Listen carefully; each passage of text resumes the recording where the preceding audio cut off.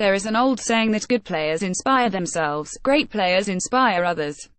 But the Ospreys really can't afford to overrely on Alan Wynne-Jones to dig them out of the rut they still appear to be in after Saturday's insipid show against Zebra. For a start, the Lions' Test second row is unlikely to be available until the game with the Scarlets on October the 7th, unless he manages to persuade the region's team management to allow him to resume earlier. Whatever, the Ospreys have to start coping better when the long-time talisman isn't around. He is 32 in a fortnight's time, and while he would doubtless like to go on forever, the reality is that particular wish isn't going to be granted. Others simply need to raise their own performance levels rather than wait for Jones to get back to drag the collective effort up to an acceptable level. That he is a remarkable influence at the Ospreys is not up for debate. In 201,112 he didn't play in a losing side for the Welsh region all season, 12 matches played, not a single defeat, while the team as a whole lost 11 times in all competitions over the season. Alan Wynne-Jones' image Hugh Evans' agency. He sets the standards on and off the field and would not have tolerated the sloppiness that blighted Saturday's performance against Zebra at the Liberty. The Ospreys won 2,213 against the perennial strugglers of Guinness Pro Rugby but failed to pick up a bonus point. Had they done so, it would have been utterly undeserved. They would have secured that extra point with Jones on the pitch. Of course they would, because he makes the difference, not just in terms of his contribution but in the way others play when he's around. The problem is he has only played 16 league games over the past 2 seasons, and the likelihood his contribution isn't going to increase in the seasons ahead. There is also the worry for the Ospreys that the more he is absent, the harder it will become for him to flick on the switch that improves the side's performance. Dejected Ospreys players leave the field after the performance against Munster in the playoffs last season. That much was shown in the PRO 12th semi-final against Munster last season when Jones returned to the starting lineup after months out and produced a 9 out of 10 effort, but it failed to inspire a general upturn.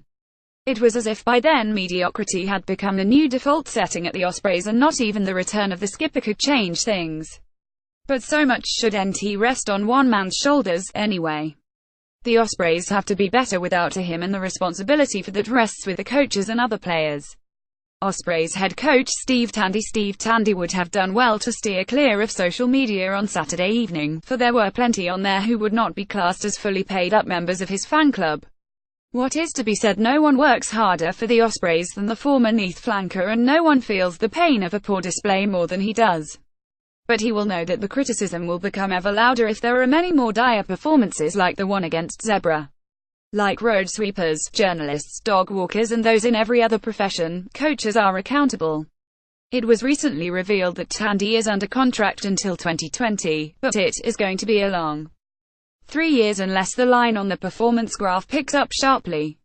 Scarlets head coach Wayne Pivac, image Hugh Evans' picture agency. There again, a year or so ago some Scarlets fans were calling for the head of Wayne Pivac after his side started the season with 3 straight defeats. He responded by leading the West Walians on a remarkable run that culminated in the lifting the league title.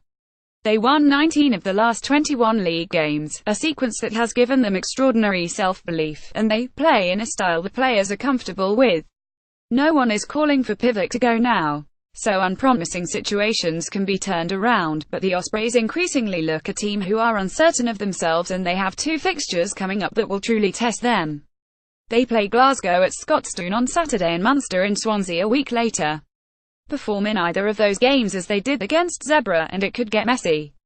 Very messy. Their decision-making was poor across the board against the Italians, and they failed to look after the ball. They made silly mistakes, kicked poorly and struggled to develop consistently quick possession. Corey Allen was a rare shining light, regularly beating the first line of defense and creating space for others. Ospreys wing Keelan Giles celebrated his new Ospreys contract with a couple of tries, but, really, it wasn't a day for home celebrations. Zebra were stubborn and refused to buckle, trailing by just 2 points heading into injury time. It was awful that they failed to take something out of the game. The Ospreys need to rapidly get some of their casualties back on the pitch. They supporters can see what the Scarlets are doing and are wondering how the shift in power in Welsh rugby has come about.